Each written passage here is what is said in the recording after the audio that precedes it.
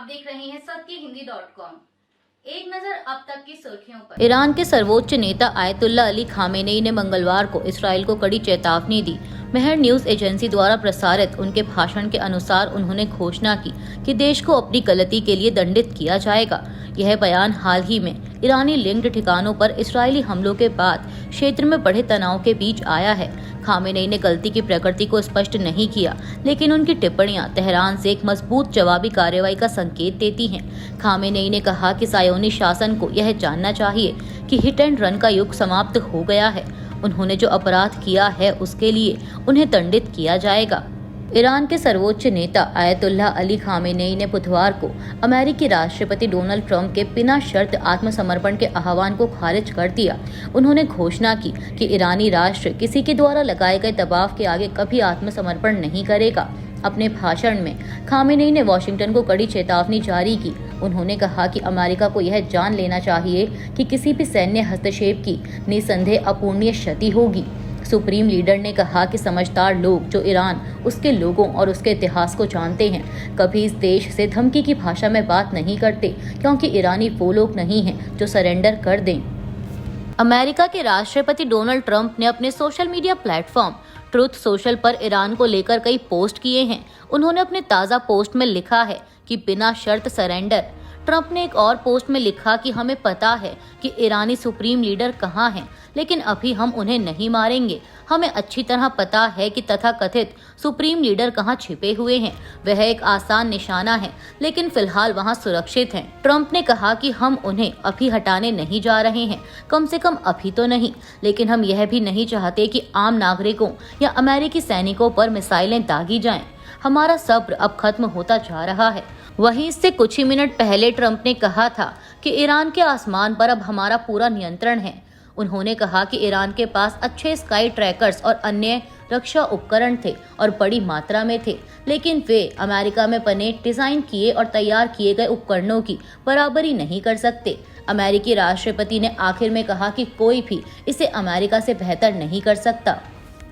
Iran से युद्ध के बीच इसराइल की हवाई रक्षा प्रणाली अब एक गंभीर संकट का सामना कर रही है। एक रिपोर्ट के अनुसार इसराइल के पास अपनी रक्षा मिसाइलों का भंडार तेजी से खत्म हो रहा है। मौजूदा हालात जारी रहे तो उसके पास रक्षा मिसाइलें केवल 10 से 12 दिनों तक ही चल सकती हैं। किसी देश के पास रक्षा मिसाइलें नहीं होने का मतलब है कि पूरी तरह निढाल हो जाना और बाहरी हमले की स्थिति में पूरी तरह तबाह होने की कगार पर पहुंच जाना। इसराइल पर आई ऐसी रिपोर्ट के बीच ही डोनाल्ड ट्रंप की वह चेतावनी आई जिसमें उन्होंने ईरान को धमकाया है कि ईरान बिना शर्त आत्मसमर्पण करे। अब सवाल ये उठता है कि क्या ये दोनों घटनाएं आपस में कुछ मेल खाती हैं? क्या अमेरिका इसराइल के साथ इस युद्ध में कूदने की तैयारी में है? बता दें कि इसराइल लंबे समय से अमेरिका का सबसे बड़ा सैन्य सहायता पाने वाला देश रहा है। हाल के वर्षों में अमेरिका ने इसराइल को हवाई रक्षा प्रणालियों के लिए अरबों डॉलर की सहायता दी है। इसराइल पर ईरान की ओर से किए गए ताज़ा मिसाइल हमलों में किसी के मारे जाने या घायल होने की कोई खबर नहीं है।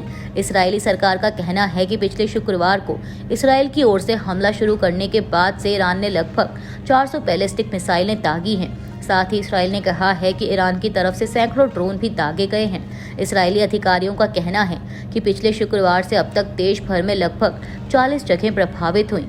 अधिकारियों के मुताबिक इसराइल में शुक्रवार से अब तक 24 लोग मारे जा चुके हैं और 800 से ज्यादा लोग घायल हुए हैं। कहा जा रहा है कि इसराइल की आयरन डोम वायु रक्षा प्रणाली अधिकतर काम कर रही है, लेकिन इसे चलाने की लागत करीब 25 करोड़ डॉलर प्रति रात बताई जा रही है।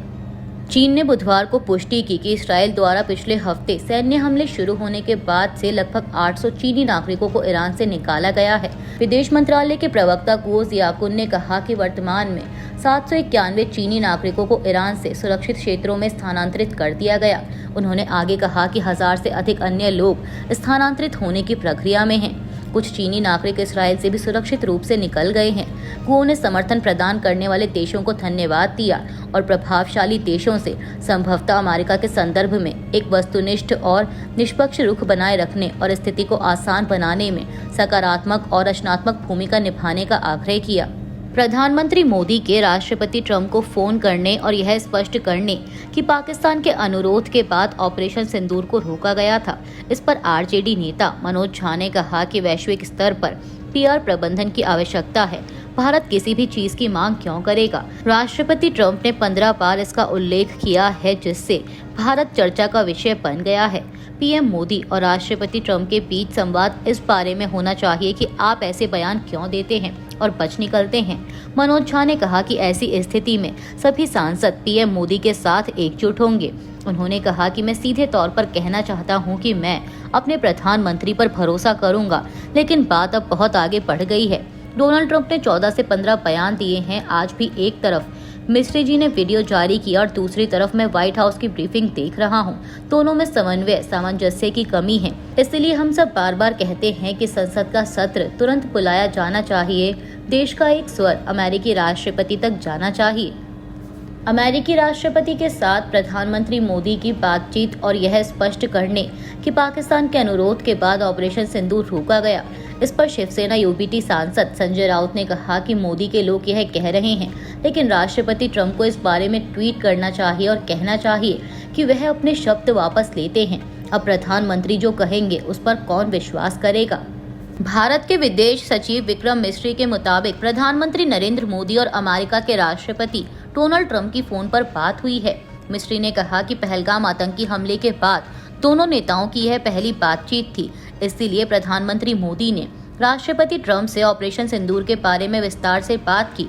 प्रधानमंत्री मोदी ने राष्ट्रपति ट्रंप को स्पष्ट रूप से कहा कि इस पूरे घटनाक्रम के दौरान कभी भी किसी भी स्तर पर भारत और अमेरिका ट्रेड डील या अमेरिका द्वारा भारत पाकिस्तान के बीच मध्यस्थता जैसे विषयों पर बात नहीं हुई थी।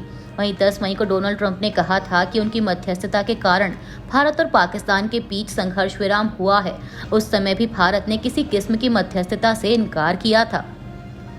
सड़क परिवहन एवं राजमार्ग मंत्री नितिन गडकरी ने इस साल 15 अगस्त से फास्टैग आधारित सालाना पास शुरू करने की घोषणा की है। इस पास की कीमत 3,000 रुपए होगी। यह पास सिर्फ निजी इस्तेमाल की कारों, जीपों और वैन के लिए होगा। गडकरी ने बताया कि यह पास एक्टिव होने के बाद 1 साल या 200 यात्राओं तक, जो पहले पूरा हो तब तक मान्य रहेगा।